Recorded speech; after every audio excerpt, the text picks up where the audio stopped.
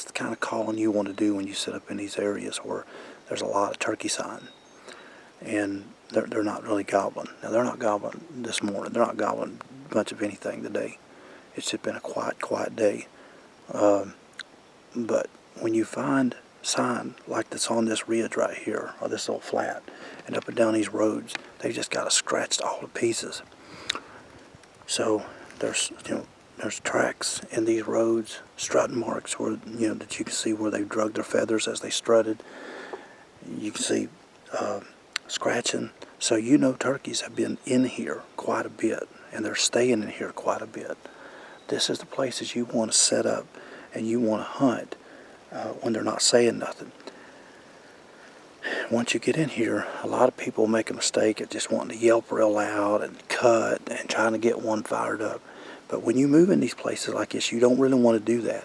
What you want to do is you want to call really quiet like that. That soft stuff. Them little bubble clucks. Them little whit clucks, I call them.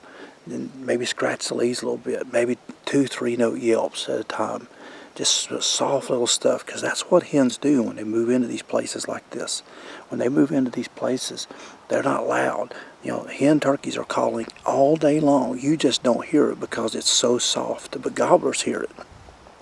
You ever think about how many days out of a spring turkey season you actually hear hens cutting and yelping real loud and getting carried away? Not very many. Not very many at all. If you go back and look at it, you don't hear that much. Now you'll hear some. I'm not saying that you'll hear them get fired up and that. And we enjoy hearing hen vocalization, but on a day-to-day basis out there in turkey hunting, you don't hear that a lot because they're not very loud. But every day, every single day, there's hen turkeys making feed calls, making noises, making little clucks, little purrs, little whines, little feed whines. All that stuff's going on all day long, and gobblers are hearing that. You just don't hear it because, like I said, it's so quiet. So when you get in here and you sit in these areas like this, that's what you want to do. You want to call just like a hen that's just moved in there into his sanctuary kind of, and he may not be very far. He may be 70, 80 yards away, or he may be 100 yards away. But if he's moving in there and he's not gobbling and they're not saying much, he's going to hear you eventually, and he may just come slipping in. So that's how you want to call when you get in these places. You don't want to sit here and just bop, bop, bop, bop, bop, bop, bop, bop. The same old series that you do all day long trying to locate a gobbler. Turkey hunters get bad habits. They pick up bad habits when they're calling, because they're wanting to locate turkeys. But when you can't locate them, you got to calm everything down. You got to sit longer. You got to be patient. And he who waits the longest is going to kill the turkey. You got to just wait them out, and you got to call soft, just like I'm talking now. But we're down here. We're in this, we're in this flat, and that's the way I'm going to call the rest of the time I'm here. If nothing happens, I've got a couple of other spots that's got sign. I'll move on, and I'll call soft there. That's the way you kill turkeys in these times when they're not gobbling for whatever reason, whether it's henned up, weather, just pressure. It doesn't matter. But it's like I've said, turkeys don't got to gobble for you to be able to kill them. You just got to hunt them a little bit different. Get in there, do that soft stuff, wait longer. Don't be moving around much. Don't be, trying to walk through there in your property a lot, bumping birds. Be patient. Patience and soft calling will kill you more turkeys than any other way of hunting. I promise you. Yeah, I know we all like to, locate turkeys and walk the roads and drive the roads and get out and call and hear one gobble and go after him. And I like that too.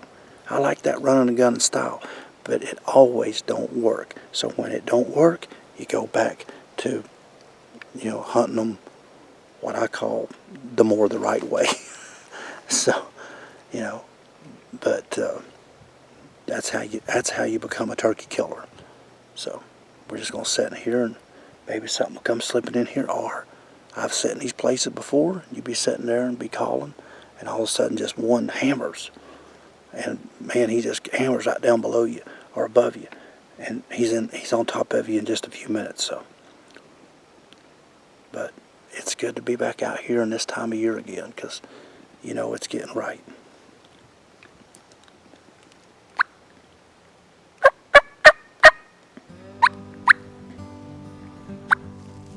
And make sure to subscribe to this video. Just hit that subscribe button down in the corner. I'd really appreciate it.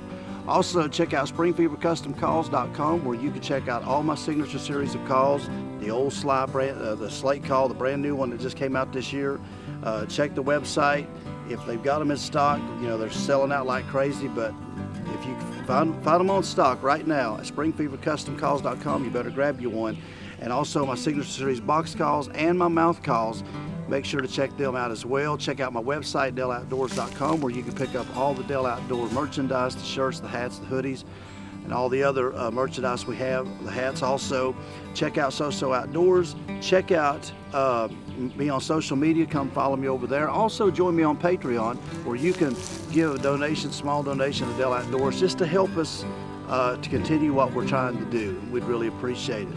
We're out here in Alabama right now trying to get a long beard, so we're going to get back to hunting.